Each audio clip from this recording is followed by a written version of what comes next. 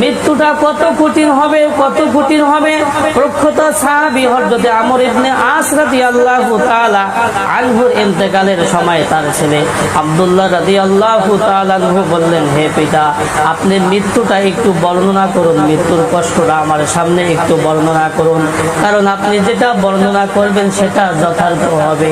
তখন হযরত আমর ইবনুল আস রাদিয়াল্লাহু তাআলা আনহু বললেন, ইয়া বুনাইয়া ওয়াল্লাহি কান্না জিবালাদ দুনিয়া আলা সদরি, হে আমার ছেলে, মৃত্যুটা এত কঠিন, আমার কেমন যেন মনে হইতেছে দুনিয়ার যত পর্বত পাহাড় রয়েছে এই সবগুলো আমার বুকের ওপর চেপে ধরা হয়েছে, আর আমি শুয়ের ছিদ্র দিয়ে শ্বাস প্রশ্বাস গ্রহণ করতেছি।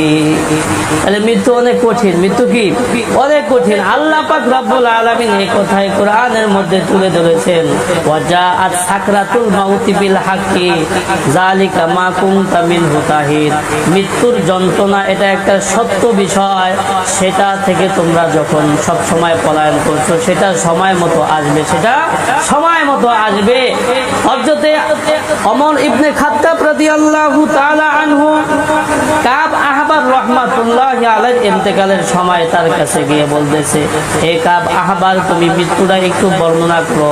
হযরতে কাব রাহমাতুল্লাহি আলাইহি বলেন, মৃত্যুর যন্ত্রণা এত কঠিন, কেমন যেন কাঁটাদার ডাল দিয়ে আমার শরীরে আঘাত করা হইতেছে, আর ওই কাঁটাগুলো আমার প্রত্যেক শরীরের প্রত্যেকটা রগের মধ্যে গিয়ে আঘাত হানতেছে।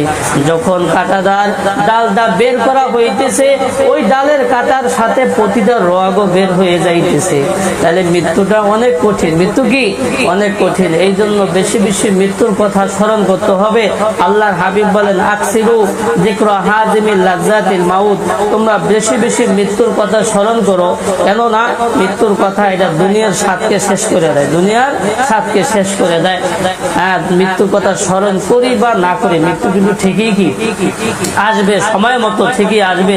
এই জন্য দুনিয়াতে এক শ্রেণীর মানুষ আছে মৃত্যুর আলোচনা ভালো মনে করে না। মৃত্যুর আলোচনা করলে তাদের ভয় লাগে। কি লাগে?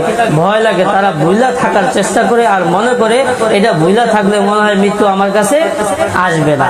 বিষয়টা এমন না, সময় মতো ঠিকই কি মৃত্যু এসে পড়বে। আমি ভুইলা থাকি আর যাই করি, আলোচনা করি বা না